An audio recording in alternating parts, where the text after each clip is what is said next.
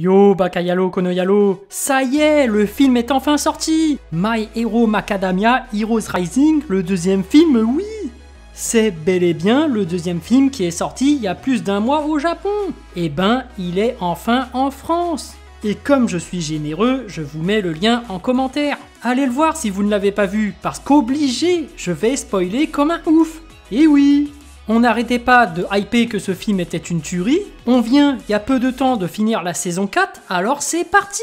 Parce que dès le début, oui, on te remet dans le bain.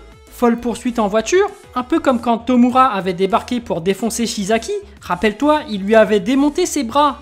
Il était arrivé comme un fourbe avec son sourire de bâtard. Il lui avait piqué ses piqûres pour annuler les haltères. Et ben là, on retrouve la fine équipe de vilains. On reconnaît le crocodile qui conduit, le fameux bouche-trou conducteur. On retrouve le mec qui fait des flammes bleues, le magicien qui joue avec ses billes. Et ouais, c'est nos braqueurs de camions préférés. Et puis, chez nos héros, on retrouve notre ami Lock-Lock.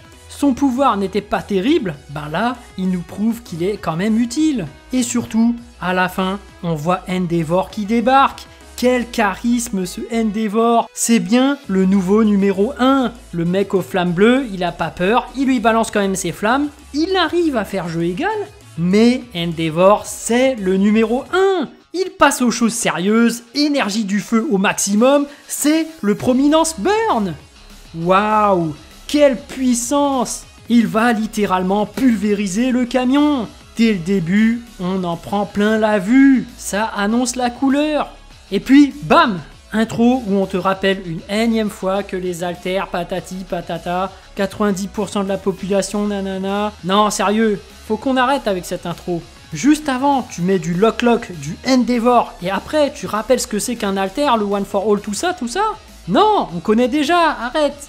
Bon, après, vaut mieux ça que le générique de la kermesse. Celui de la fin de saison 4, celle de la deuxième partie, elle est juste affreuse. Elle t'annonce qu'il va rien se passer.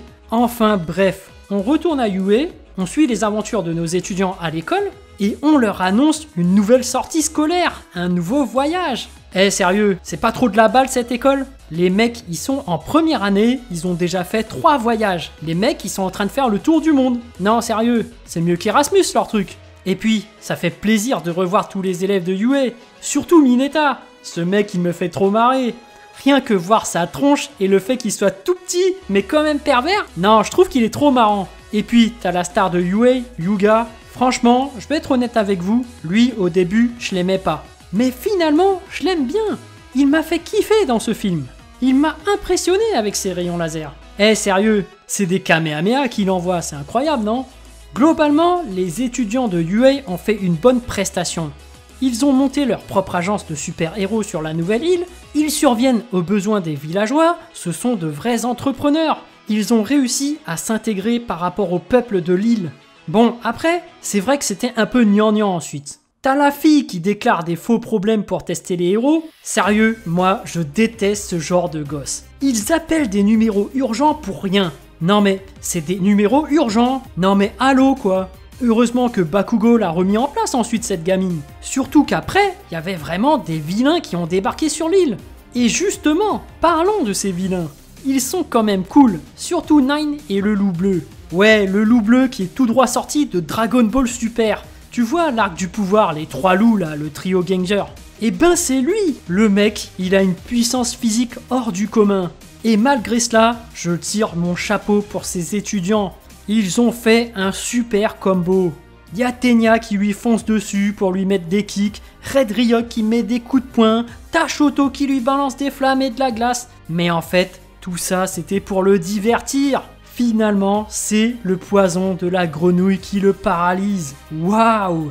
Ça, je m'y attendais pas du tout. Mais c'est pas suffisant. Ensuite, le loup est passé en mode Super Saiyan. Et puis, toi-même tu sais, il fallait mettre en avant Shoto. Il fait partie du top 3, toi-même tu sais, avec Bakugo et Midoriya. Et ce final qu'il lui met, quand il puise sur ses réserves d'énergie pour faire son sort de glace et pour le geler de l'intérieur, c'était badass. Mais j'étais un peu déçu. Tu vois, en fait, j'aurais préféré une attaque de feu. Eh mais t'imagines s'il avait puisé toute son énergie et qu'il aurait balancé un Prominence Burn à la fin, je serais devenu ouf. Mais le Prominence Burn inspiré de son père, quoi. Le loup bleu, il aurait été carbonisé de l'intérieur, mais ça aurait été trop stylé. Non, je serais devenu ouf après ça.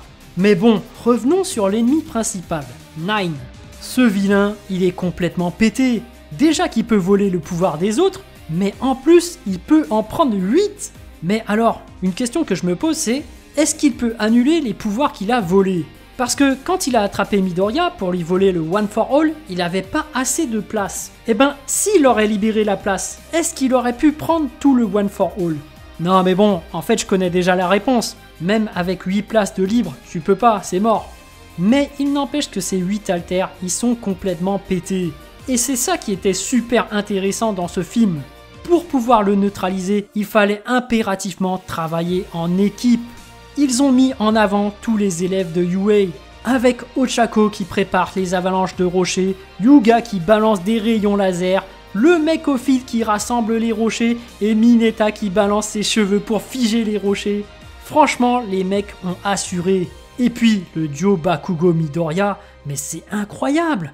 C'est une explosion visuelle leur combat. Regardez-moi l'expression de leur visage, leur détermination, leur travail d'équipe. Mais c'est juste magnifique! Waouh! Regardez-moi ce double uppercut! Mais quel combo incroyable! Et puis, quand on se rappelle du background de ces deux-là, ces deux rivaux, les voir se serrer les coudes, travailler en équipe, c'est juste incroyable! Voilà, j'espère que cette vidéo vous a plu. En tout cas, moi, j'ai vraiment envie de savoir ce que vous avez ressenti et j'ai hâte de lire votre message en commentaire. Évidemment, un petit pouce bleu fait toujours plaisir pour un petit artisan comme moi. Et bien sûr, si vous voulez suivre toute l'actu de ma chaîne, abonnez-vous. Sur ce, je vous dis à plus!